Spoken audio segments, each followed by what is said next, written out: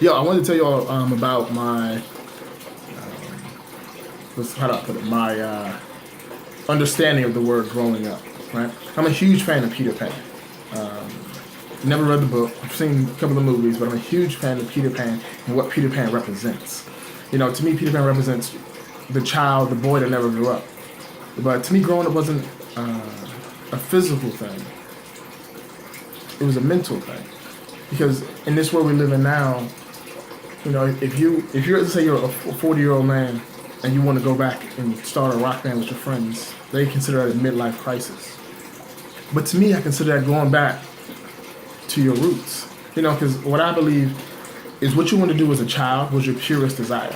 You know, what your heart wanted before the world and anyone else in society told you that you couldn't achieve something. You know, a lot of people are told all the time they cannot achieve things. Like I was told a number of times in school that I was worthless, you know, by teachers. A number of times I was told that. And it's funny because if I let what they told me really set in, I would have been broken. So, you know, I just remember when I was a kid, I always wanted to be a hero. And I wanted to be like Batman and Robin and Nightwing. I just wanted to save the world and change the world for the better. But it was important for me to remember that when I got older. You know, because I lost sight of that. You know, through adolescence and people telling me what I couldn't do and I could do. You know, I started believing them. Like, oh, no, I can't achieve that. I can't achieve that. And, you know, that allowing someone else to tell you what you can and can't do is ridiculous. So when it comes to Peter Pan, you know, to me growing up isn't a physical thing. It's when you allow someone else to dictate who you are.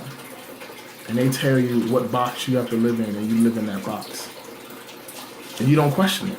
You accept it. You just go along with it because that's what's supposed to happen. You become a sheep, essentially. And that's not me, you know? That is definitely not me. I believe I'm destined for great and extremely fortunate things. And a lot of times people tell me, you know, Mike, you're childish. You need to grow up. I tell them why. You know, you don't seem happy at all. You know, you're always stressing about paying bills and stressing about this, stressing about that. I tell them all the time, I'll be perfectly fine. You know, living on the boat somewhere with my dog. Just kicking back. You know, and it's that freedom, at least for me, to just say, whatever. I'll adapt, I'll change, I'll go along with the flow.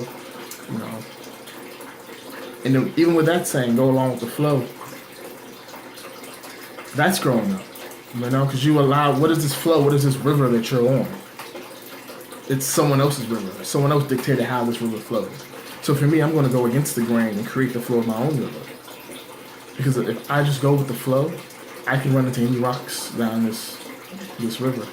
Like I've been whitewater rafting. If you just go along with the flow, you're gonna be done, son. That's it. You know, and you have to fight the currents in order to make it to the destination you want to get to. Like if any of you all have seen House of Cards, at the end of one of the episodes, Freddie was talking to Frank in the White House, and Freddie's grandson was looking at all the pictures of the presidents, right? And Freddie comes out as he's getting ready to leave and says to his grandson, "There's no need for you to look at that. You'll never be able to do that." He just shot his dreams down. Oh, well, that's my thing about Peter Pan and growing up. Awkward.